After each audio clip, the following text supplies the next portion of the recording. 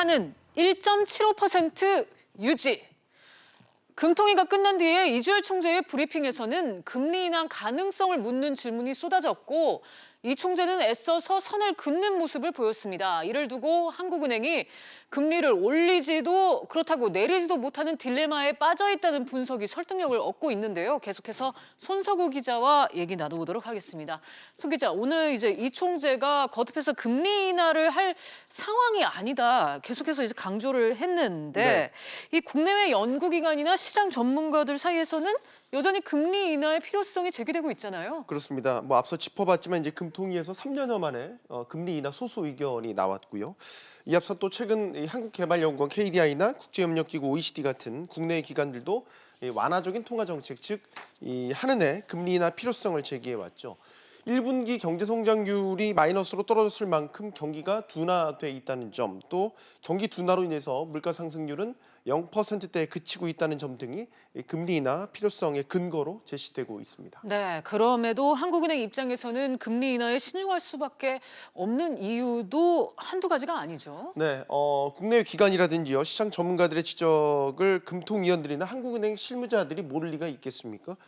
그리고 또 가만히 보면요, 상당수 시장 전문가들이 금리 인하 필요성을 제기하더라도 오늘 금통위에서 금리가 동결로 결론이 날 것이다라는 데에는 이견들이 없었습니다. 네. 한국은행이 금리 결정에 있어 일종의 딜레마에 빠져 있다라는 것을 시장에서도 인지하고 있다라고 볼 수 있는 부분입니다. 한국은행 입장에서 금리 인하 섣불리 결정할 수 없는 이유 참 많습니다. 우선 미국과의 금리 격차가 0.75%포인트인 현 상태에서 더 벌어지는 상황을 원치 않는다는 것이 있고요. 또 국내에 투자된 이 해외 자금이 빠져나가는 원인을 바로 이 금리 격차가 벌어짐으로 인해서 원인을 제공할 수 있기 때문입니다. 네.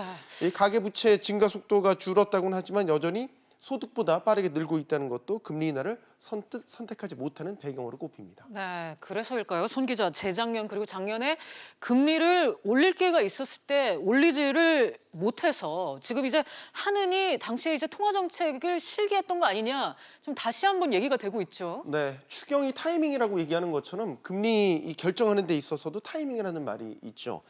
미국 연준이 통화 정책을 긴축 기조로 바꾸면서 재작년과 작년에 각각 4번씩 총 8차례에 걸쳐서 금리를 올렸습니다. 그 사이에 한국은행은 금리를 2차례 올렸습니다.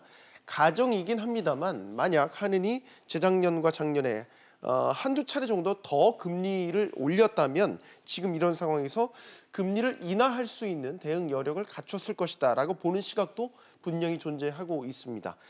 또 밤사이 리처드 클라리다 미국 연준 부위원장이 경기 전망이 악화된다는 것을 전제로 하긴 했지만 금리 인하를 고려해야 한다는 입장을 밝혀서 미국에서도 금리 인하 논쟁이 한창입니다.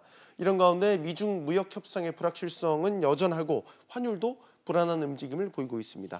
한은 입장에서는 이 금리 결정을 하는 데 있어 복잡한 함수 관계에 둘러싸여서 이러지도 저러지도 못하는 일종의 딜레마에 빠져 있는 그런 상황입니다. 알겠습니다. 손 기자, 잘 들었습니다.